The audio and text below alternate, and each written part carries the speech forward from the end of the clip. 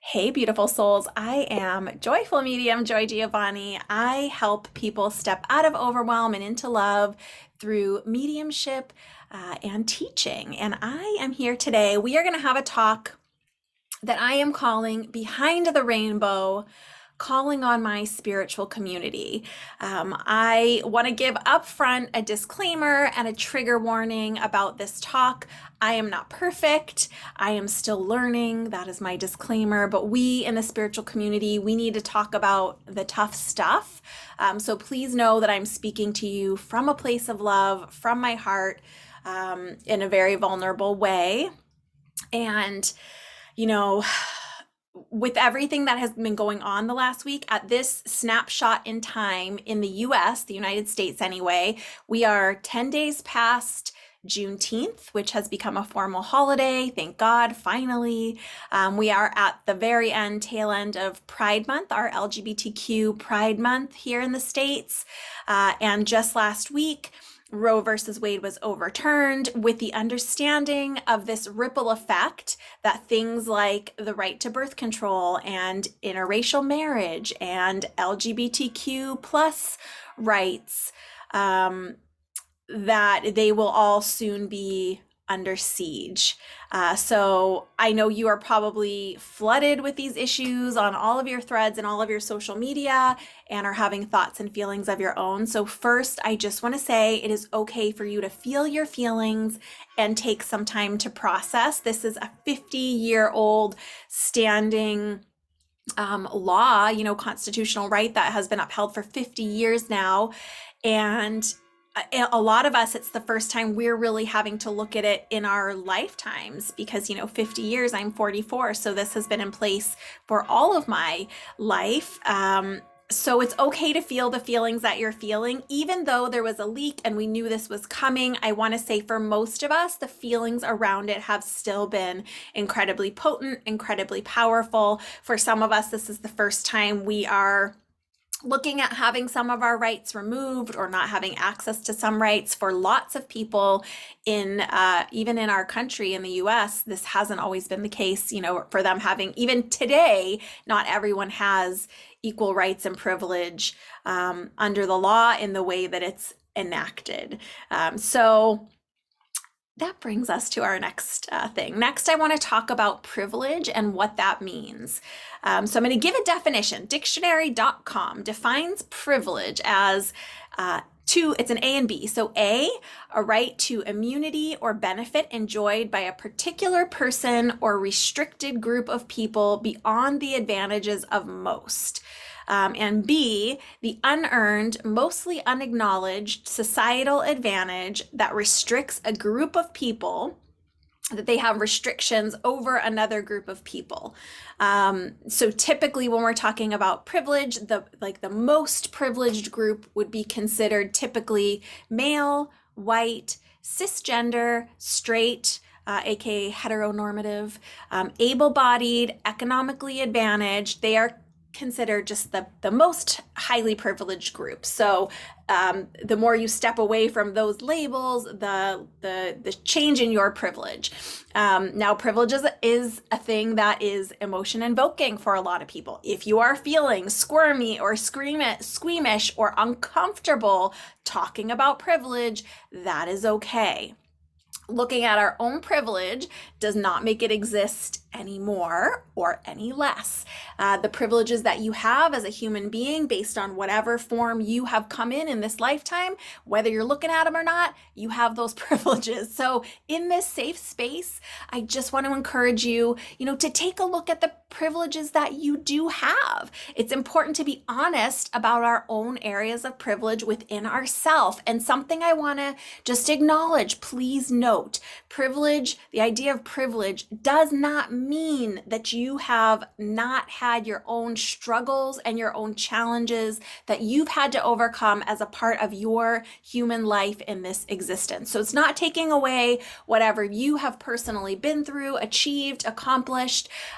This idea of privilege amongst, different groups can feel very threatening or challenging. It's not meant to challenge you in a sense of, making you defensive. But if you're feeling defensive, that's something to note. If you are being triggered just by talking about a word, that's something to note and something to just evaluate within ourselves. We talk a lot about evaluating within ourselves in the spiritual community.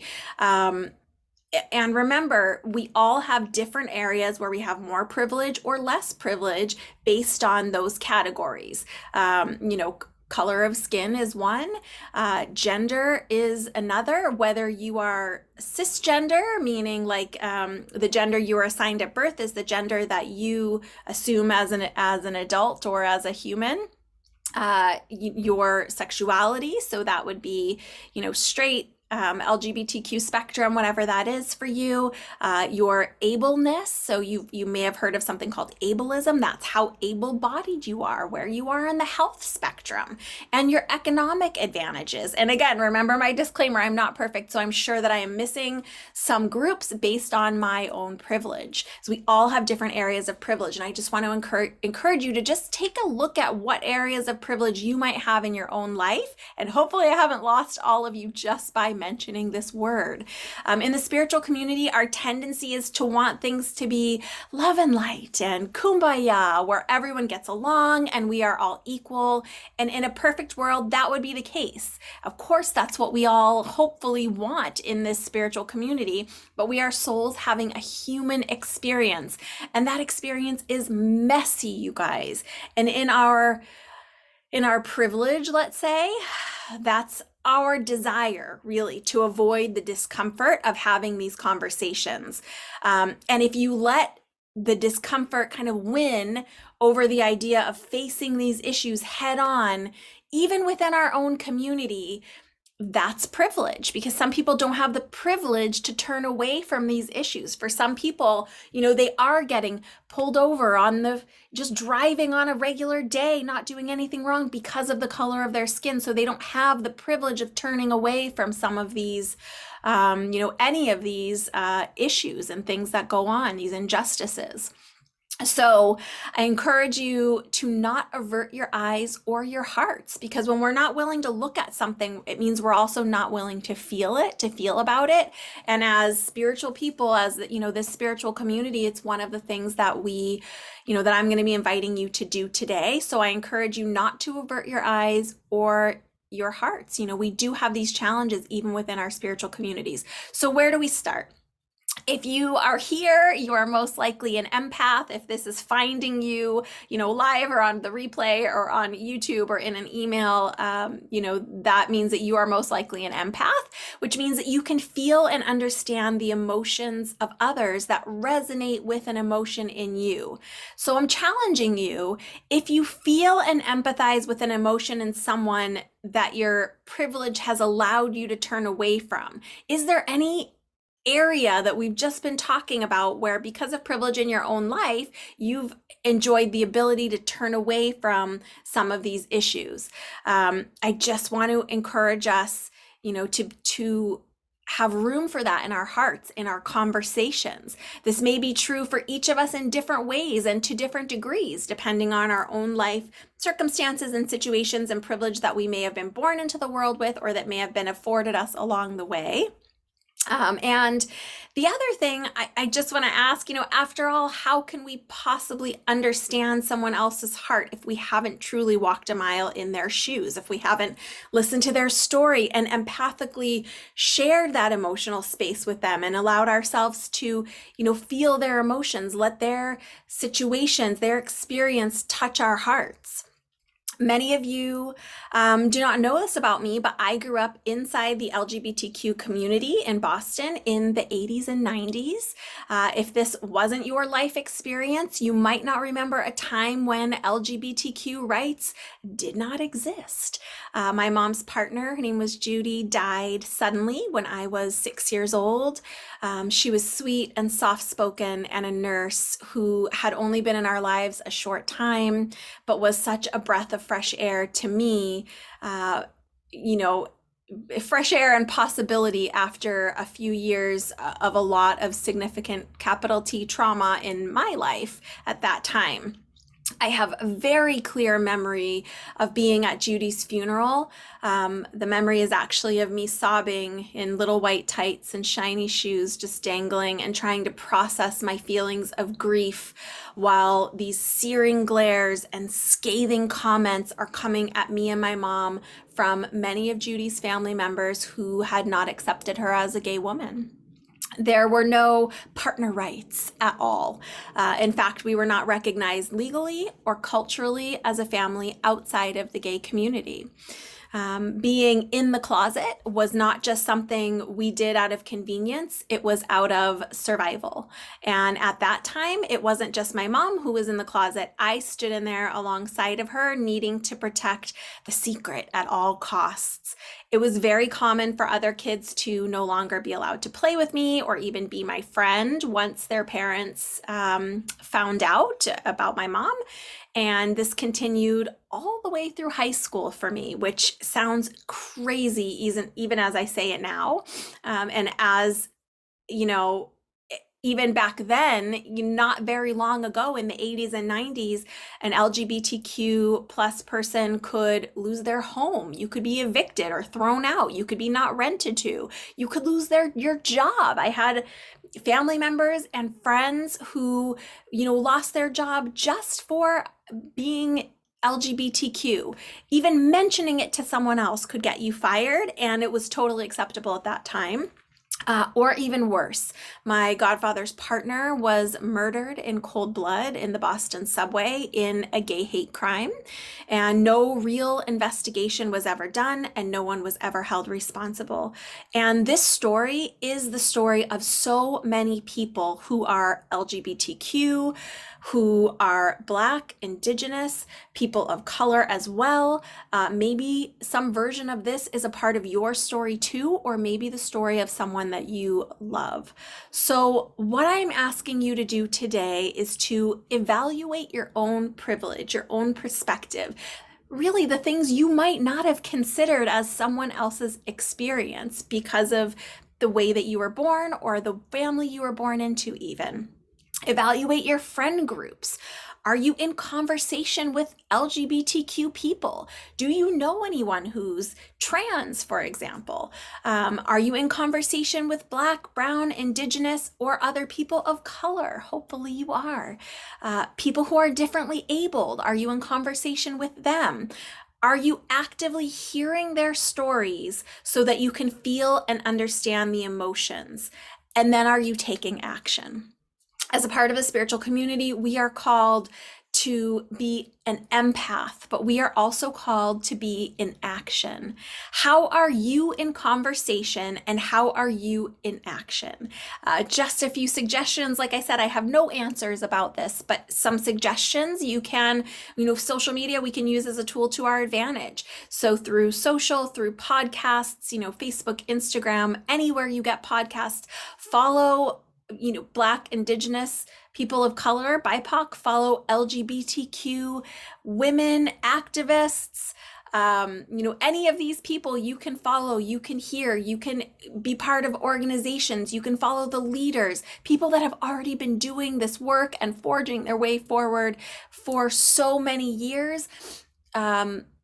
For me, this just feels like a huge setback when we know that there are so many other problems as far as discrimination and rights and racism and all the things that exist in a very real way in our world.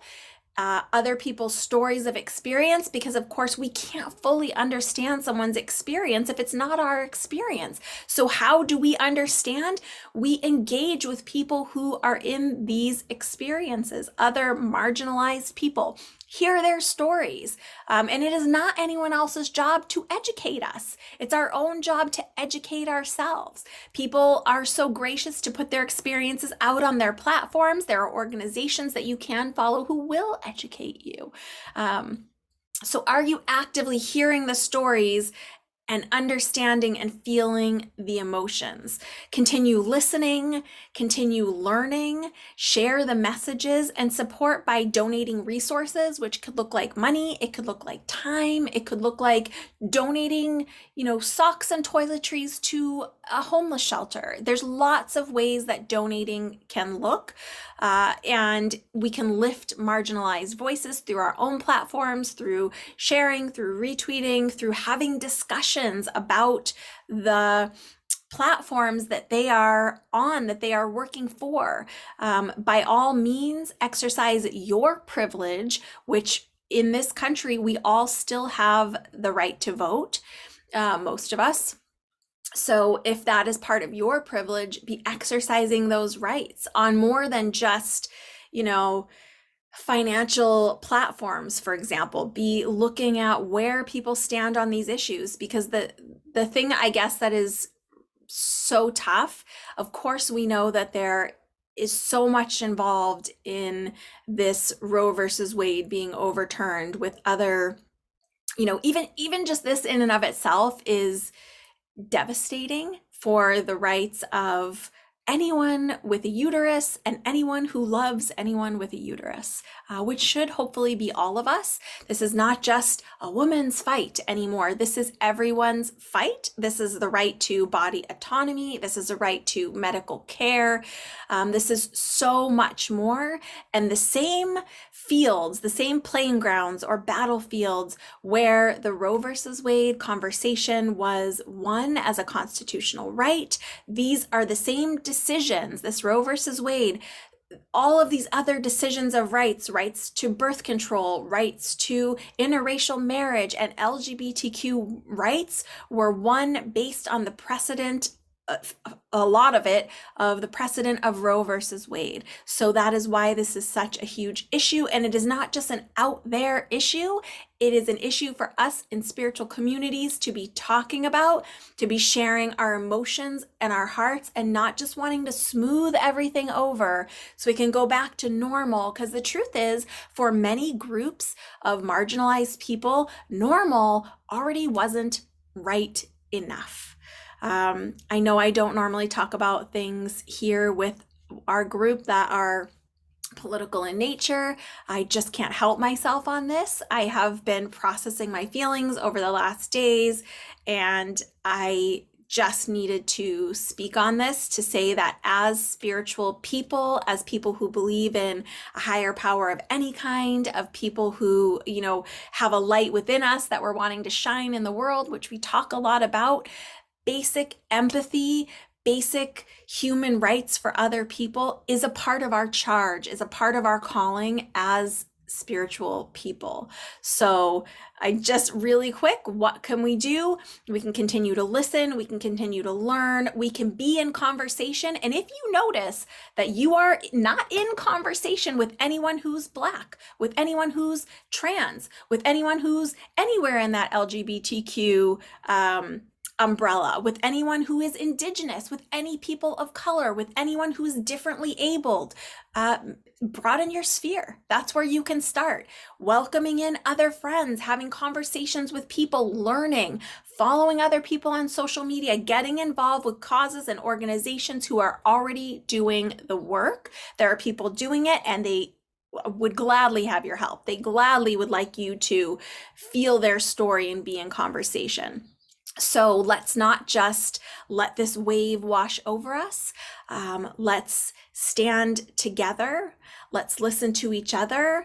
And, really, right now, most of us in the United States still have the privilege of the right to vote. If that is one of your privileges, please exercise it. It is not just enough to spread love and light. We need to be in action. Activism looks different to everyone. I honor and respect that, but it's just an opportunity. I'm inviting you, I'm begging you, look at your own privilege, what that means, how you have privilege over another in any area. Maybe it's a lot of areas, maybe it's one area. In any area, where is your privilege? And remember, it doesn't negate your struggle. honor your own struggle as well, but where can you be in conversation with other people so we can really start moving forward? Every time I see the incredible symbol of the rainbow, it's why I wanted to call this talk Behind the Rainbow.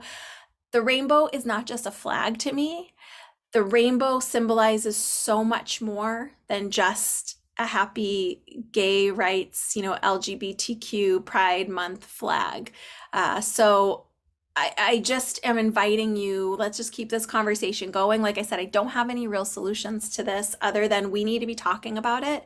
We need to be using this is where being an empath is important. This is where feeling how someone else feels in their story, in their struggle, in their tears, in rights that are being stripped away from them, or rights that they've been supposed to have this whole damn time and didn't, just like Juneteenth.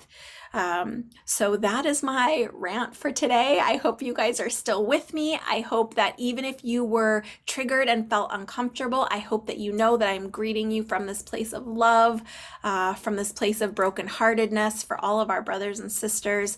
And I love you guys, and I hope you will stand with me, and I hope you will listen and learn and activate. With so much love for you guys today.